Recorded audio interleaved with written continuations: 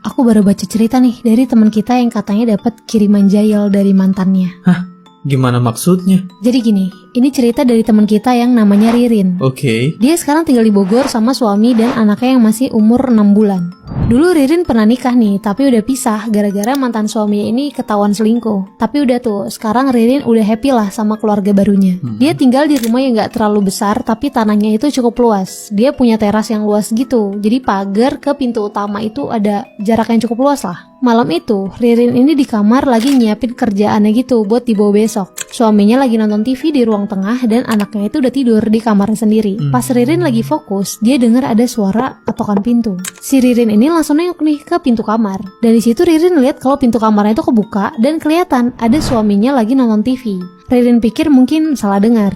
Dia lanjutlah ngerjain. Gak lama dari itu, Ririn denger lagi ada suara ketokan pintu lagi. Dia nengok lagi nih ke arah suaminya. Dan ternyata suaminya ini juga nengok ke arah si Ririn, jadi kayak denger juga. Mereka berdua tatap-tatapan dan bingung karena pagar itu tuh udah digembok dan itu tuh kayaknya suara dari pintu utama. Jadi kan orang yang ke pintu utama otomatis harus ngelewatin pagar dulu dong. Udah tuh akhirnya Ririn sama suaminya mutusin buat ngecek ke pintu utama. Dan pas dicek gak ada siapa-siapa. Tapi mereka nemuin ada bekas telapak kaki anak kecil. Pas mereka lagi merhatiin bekas kaki itu, mereka dengar kalau anaknya itu nangis. Udah tuh mereka tutup pintu dan ngecek si anaknya di kamar. Ya bener aja, anaknya bangun tapi masih di atas kasur dan nangis. Pas digendong, Ririn ini sadar kalau di pelipis anaknya ini kayak memar. Agak aneh sih, karena tempat tidurnya itu tuh gak ada benda keras gitu, jadi kayak empuk semua. Dan si anak ini masih di atas kasur, gak jatuh. Tapi udah tuh, gak lama anaknya balik tidur lagi, Ririn dan suaminya juga lanjut tidur.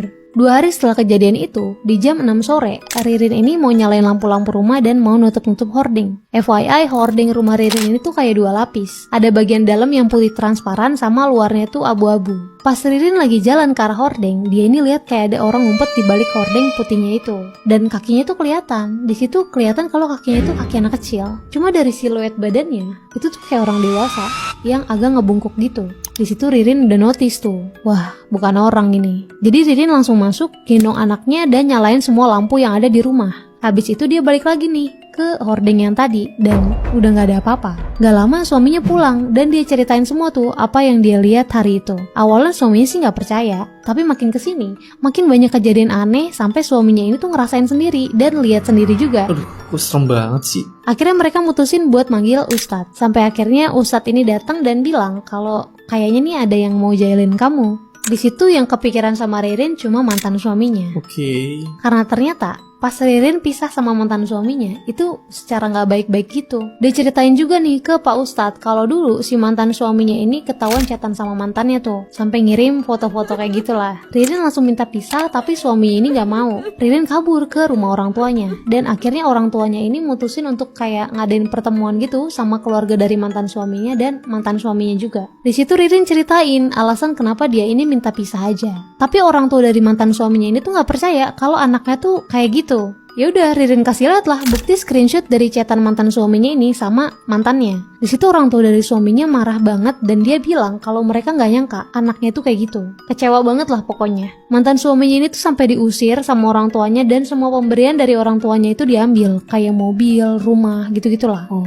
Singkatnya mereka pisah tuh. Nah pas pisah ini si mantan suami sempat ada ngomong, hidup kamu gak akan tenang.